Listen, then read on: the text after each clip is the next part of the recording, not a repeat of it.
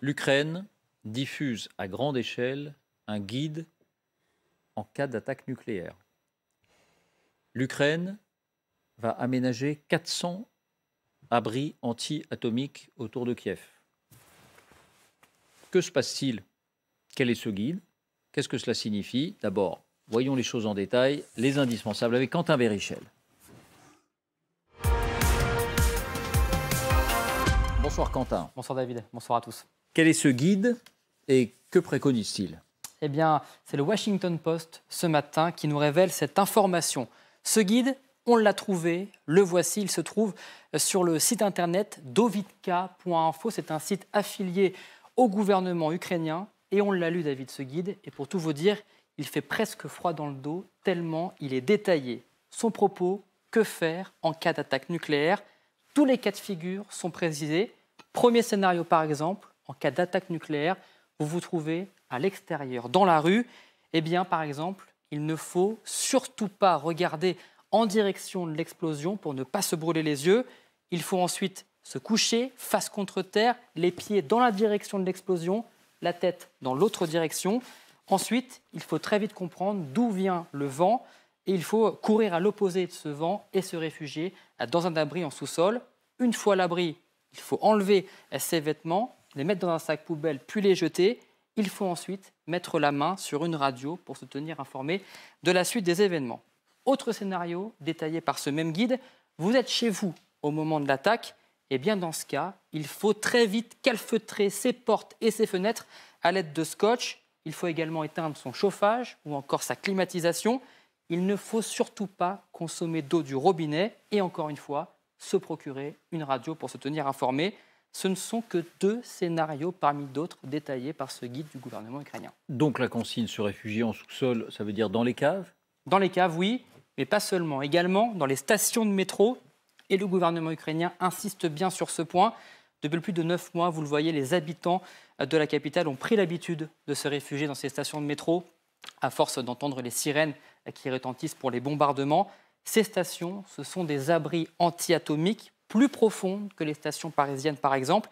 La station Arsenalna à Kiev est à 105 mètres sous terre, à l'abri donc de toute particule radioactive.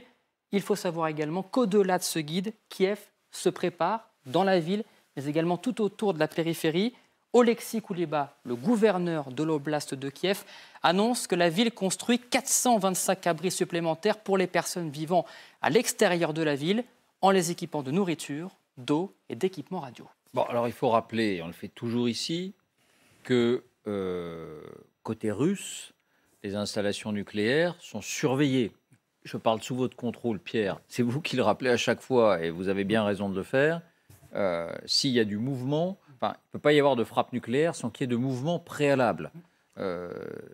Divers mouvements, mais enfin, bon, en tout cas, ils sont surveillés. Ça peut être une mise en alerte, et rien de cela n'est observé à ce jour. Rien ne bouge du côté du nucléaire russe. Du côté des déclarations, c'est un peu autre chose. Vladimir Poutine se contredit souvent. Il avait été très rassurant il y a quelques jours. Ensuite, il avait semblé changer de pied quelques jours plus tard. Mais l'important, ce sont les faits. Et rien ne bouge côté nucléaire. Mais à la télévision d'État russe, à mesure que l'armée russe s'effrite, avant peut-être de se reconstituer, les déclarations tonitruantes continuent. Et là, ça n'est pas n'importe qui parle. Non, déclaration fracassante d'Alexander Kotavkovski. Vous l'avez entendu tout à l'heure avec Fanny. C'est une figure de l'armée séparatiste dans le Donbass. Il combat tous les jours en Ukraine. Il s'exprime rarement. Et hier, il s'est exprimé également sur l'utilisation d'armes nucléaires. Et pour lui, l'arme nucléaire est la seule solution pour que les Russes remportent le terrain de la guerre. Écoutez. Тем не менее, мы понимаем, что наши ресурсы, они, конечно, имеют свои пределы. И следующий виток эскалации может быть только один ядерный. У нас нет возможности, мы страна, которая сейчас воюет против всего западного мира, и мы не имеем таких ресурсов, чтобы общевойсковыми средствами победить там блок НАТО. Но у нас для этого есть ядерное вооружение, мы его создавали специально для таких ситуаций. Поэтому вариант только один. Voilà. C'est pas un dingue, hein. Cet homme-là, c'est pas un dingue. C'est un héros depuis des années du séparatisme. C'est-à-dire, c'est pas l'armée russe, c'est l'armée séparatiste qui lutte contre l'armée ukrainienne dans le Donbass. Et au passage, il nous ramène à nos deux débats. Au premier, nous menons la guerre contre l'OTAN. Donc on imagine combien les déclarations du général à Londres ont pu constituer du pain béni pour lui.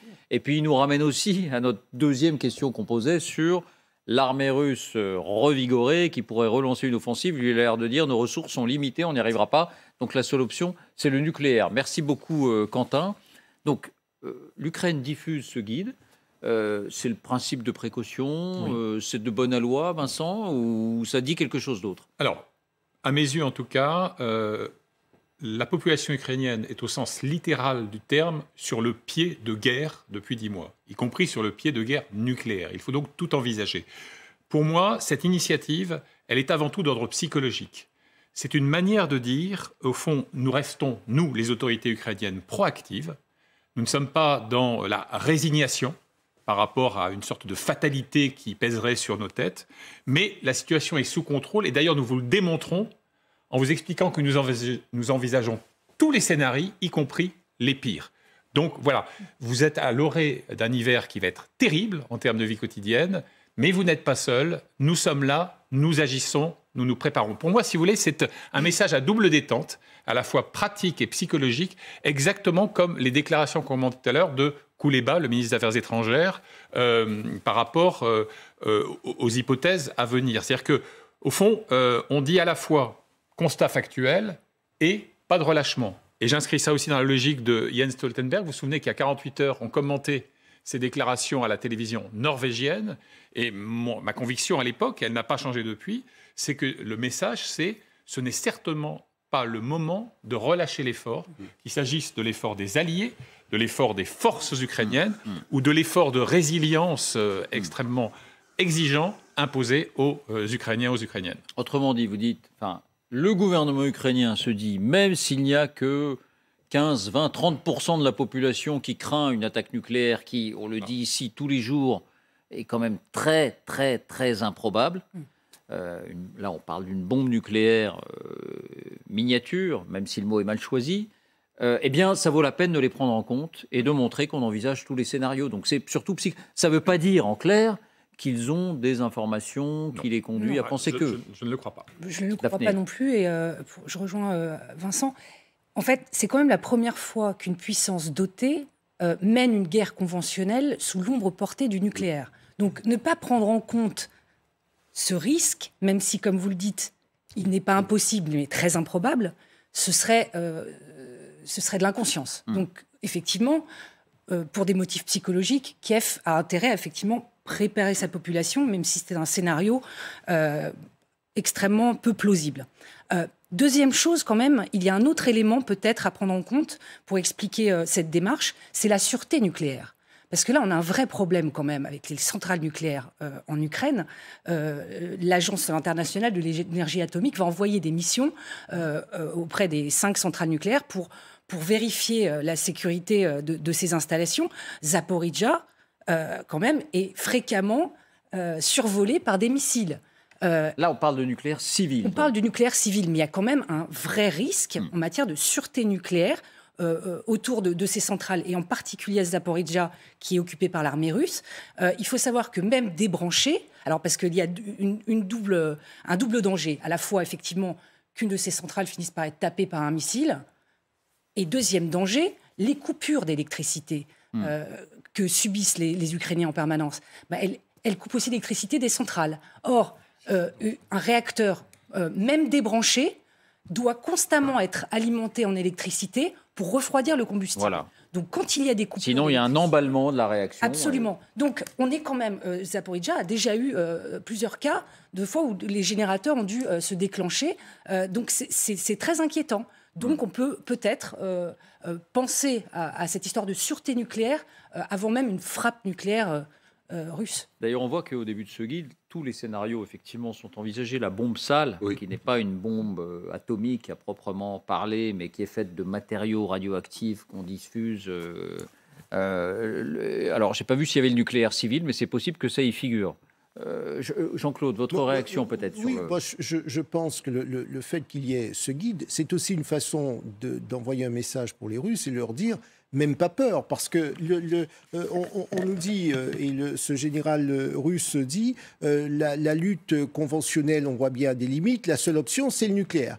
Autrement dit, c'est aussi une façon, parce qu'ils savent très bien qu'on entend, ils savent très bien qu'on sait ce qui est dit, et donc pour eux, c'est un moyen de fragiliser l'Occident en disant, en Occident, avec l'hypothèse de l'utilisation de l'arme nucléaire, qu'elle soit petite ou grande, peu importe, mais ça va peut-être refroidir les Occidentaux. Alors ce général-là, pardon Jean-Claude, mais lui, c'est pas un général de salon, c'est-à-dire c'est pas un général bien sûr, habitué des plateaux télé qui effectivement veut terroriser l'Occident ou qui veut bomber le torse. C'est un général de combat. Mais est-ce que pardonnez-moi, c'est un Ukrainien? Non. C'est un Ukrainien pro-russe. En tout cas, c'est un habitant ukrainien. C'est un séparatiste ukrainien. Voilà. C'est important parce que, en gros, il dit. On ne va pas y arriver. C'est ça. Je ne suis pas en train de dire qu'il fait ça pour faire peur. Lui, de son côté, il dit il n'y a que le recours à l'arme nucléaire qui peut désormais marcher, en sachant qu'on sait. Et d'une certaine manière, les Russes se disent bon, ça va peut-être fragiliser le camp occidental. Et les Ukrainiens, en s'y préparant, disent nous n'avons pas peur et nous nous préparons.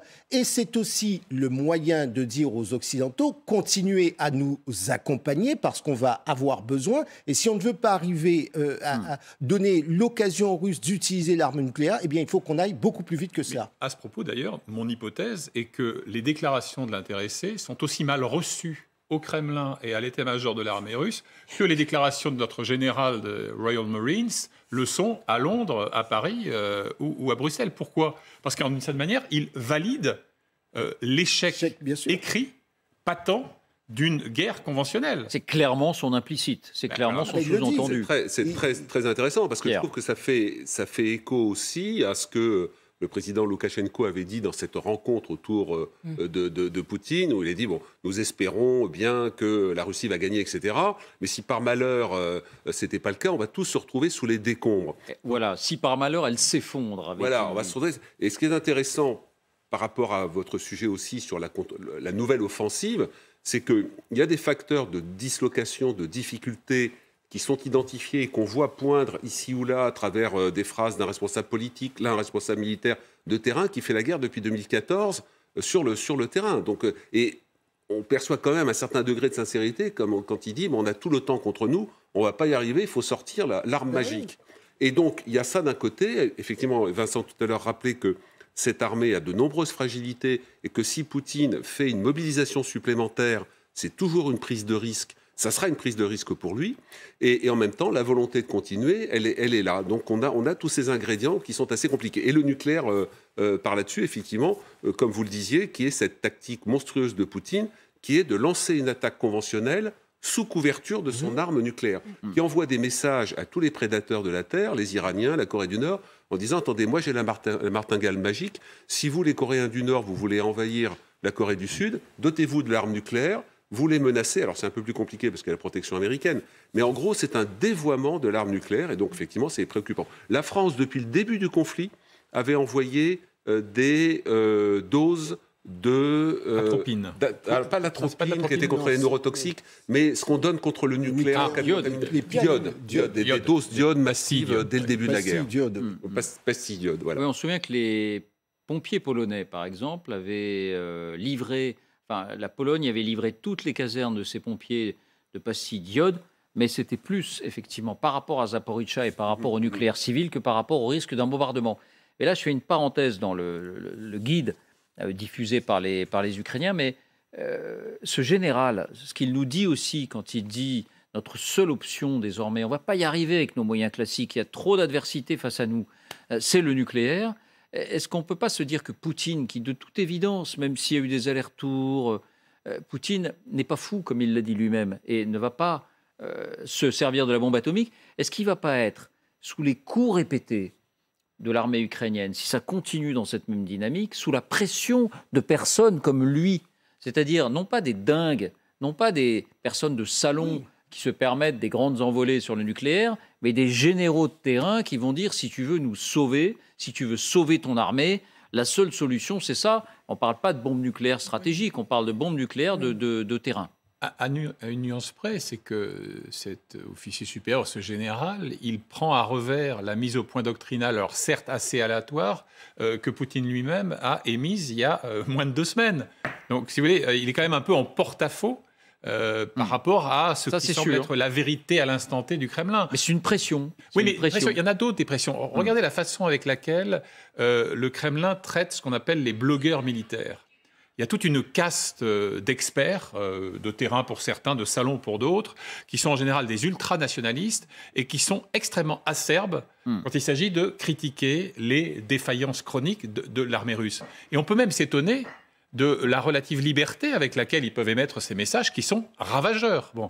Et donc je pense qu'on est exactement dans cette logique-là où Poutine laisse une certaine forme de liberté tant que les critiques en question accablent l'état-major, le ministère de la Défense, mais tant que lui reste d'une certaine manière préservé avec des gens qui, ces poètes de cour favoris à la télé, continuent de le désigner comme le chef suprême de nos armées, alors que l'on sait tous ici que son expertise militaire est tout à fait symbolique, voire dérisoire. Pierre, l'enseignement de ce guide diffusé par l'Ukraine, de la construction ou de l'aménagement de ces abris anti-atomiques, pour vous, c'est, comme le disaient Vincent ou Daphné ou Jean-Claude, d'abord un message à l'attention des habitants de Kiev, de l'Ukraine, c'est-à-dire nous envisageons tous les scénarios, nous couvrons les hypothèses les plus larges possibles, c'est ça, ou bien ça peut être autre chose? Non, je pense que c'est ça, et je pense que gouverner, c'est prévoir, et dans l'incertitude de la guerre, on ne peut pas balayer d'un revers de la main. Rappelez-vous tous ceux qui expliquaient qu'il n'y aurait pas d'invasion par les Russes de l'Ukraine, etc. Donc ça s'est passé, et même si effectivement je ne crois pas que Poutine soit fou, on a rappelé que l'utilisation du nucléaire tactique est très compliquée dans la zone. Si vous tapez dans le nord, vous avez les Biélorusses à côté qui ont pris une partie du nuage radioactifs de Tchernobyl et qui ont fait... Loukachenko a fait des déclarations sur le nucléaire, disant, mais attendez, nous, c'est pas question de jouer avec ça. Et vous mettez Kiev dans le nord? Kiev dans la partie nord. Dans la partie oui, nord. absolument. Donc, voilà. Donc, par ailleurs, sur les autres parties de théâtre d'opération, vous avez... Les lignes sont à proximité les unes des autres. Donc, alors, il faudrait les taper complètement à l'ouest pour être sûr de ne pas toucher les soldats russes. Mais là, vous vous rapprochez de l'OTAN. Par ailleurs, le guide dit très bien, ne buvez pas l'eau.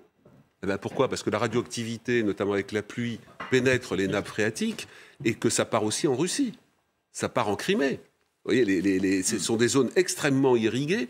Donc, alors, les spécialistes parlent de la fameuse frappe d'escalade pour la désescalade, qui peut répondre aux besoins de ce général. Un coup de semonce psychologique. Voilà, on frappe en mer Noire avec une bombe nucléaire la plus petite possible, mais de façon à dire, attendez, là maintenant, voilà, c'est du prêt stratégique ou du prêt tactique. Si vous continuez à nous battre, là, on rentre... Alors, c'est un truc compliqué, parce que après, il n'y a pas de... Soit il y va, soit il n'y va pas, il est mort, entre guillemets. Enfin, c'est la fin du régime. Donc, c'est compliqué. Mais encore une fois, l'utilisation du nucléaire depuis 10 mois, ça réapparaît. C'est vraiment le monstre du Loch Ness qui ressort à chaque fois que les Russes sont en difficulté. Et Poutine dit un jour, en disant, c'est vraiment la stratégie, c'est la sanctuarisation du territoire. Et le lendemain, vous avez lui ou un autre qui dit autre chose.